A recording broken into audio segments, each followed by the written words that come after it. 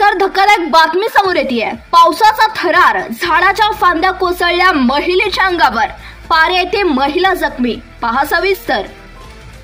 काल सांगोला तालुक्यातील पारे गावामध्ये 4 वाजल्याच्या सुमारास अचानक आलेल्या वादळी वाऱ्यामुळे मोठ्या प्रमाणात नागरिकांची दाणादाण उडाली आहे। धक्कादायक बाब अशी की पारे परिसरातील भोजू मानेवाडी येथील सौ रंजना समाधान माने यांच्या पायावर झाड पडल्याने त्या गंभीर जखमी झाल्या आहेत।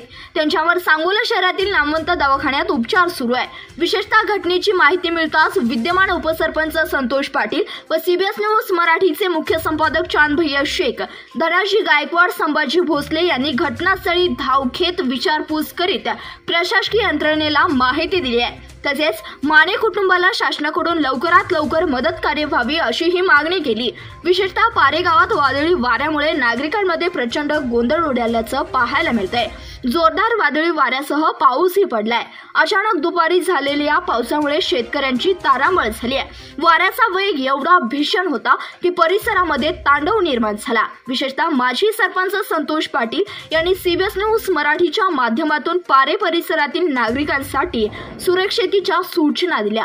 त्या अशा: झाडाखाली किंवा उंच टावर जवळ थांबू नये। विजा चमकत असताना मोकळ्या जागेवर असल्यास सुरक्षिततेसाठी गुडघ्यावर बसून हाताने आपले कान झाकावे। गडगडाटीच्या वादळात विद्युत उपकरणाचा वापर करू नये।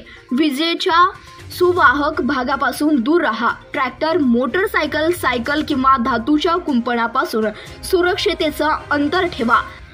धरण आणि नदी क्षेत्रात पर्यटन टाळा। सेल्फी घेण्यास टाळा। मोकळं मैदान, झाडाखाली, टावर्स, ध्वजाचे खांब, विद्युत दिव्यांचे खांब, धातूची कुंपण, विद्युत वाहिनी अथवा ट्रान्सफॉर्मर जवळ थांबू नका।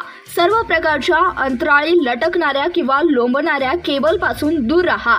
जाहिरात फलक, होर्डिंग कोसळून होणाऱ्या दुर्घटना टाळण्यासाठी दक्षतेची बाब म्हणून जाहिरात फलकांच्या होर्डिंग्स आजूबाजूला थांबू नका आणि योग्य ती दक्षता घ्या, असे आवाहन पाटील यांनी केले। नमस्कार, सीबीएस न्यूज मराठीमध्ये सर्वांचं स्वागत। आज आम्ही आलो आहोत सांगोला तालुक्यातील पारे या ठिकाणी। नमस्कार, काय नाव आपलं? समाधान अंकुश माने। काय नेमकी घटना काय घडली? दारापुढे बांध होता, बांधावरती झाड आहे आणि ती पडून मालकींच्या अंगावर पडले आणि पाय फ्रॅक्चर झाला। काय नाव मालकींचं तुमच्या? रंजना समाधान माने। किती वाजता घडली घटना? 4 वाजता। काल 4 वाजता? 4 वाजता वादळ वारं सुटलं होतं? वादळ वाऱ्यातच झाड पडले उचलून। बर, मग मालकीन तुमची घरामध्ये नव्हते का? बाहेर थोडे जनावरांची कामं इकडे तिकडे असतात। हा, म्हणजे जनावरांचे जे काही काम करण्यासाठी आले ते आले होते। बरं, आता तुम्ही तलाट्याला वगैरे फोन केला का? हो, केलंय। पंचनाम्याला येतील ते आता? येतील। बरं, शासनाकडून काय अपेक्षा तुमची? ही नुकसान भरपाई काय असेल ती मदत। धन्यवाद।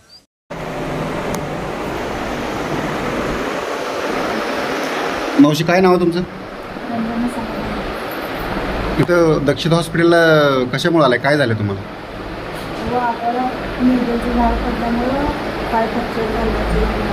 पायाला कुठं कुठं मार लागला? अजून किती वाजता झाले? कधी झाले? कालच्या तारखेला। बरं, आता काय तब्येत बरी आहे ना आता?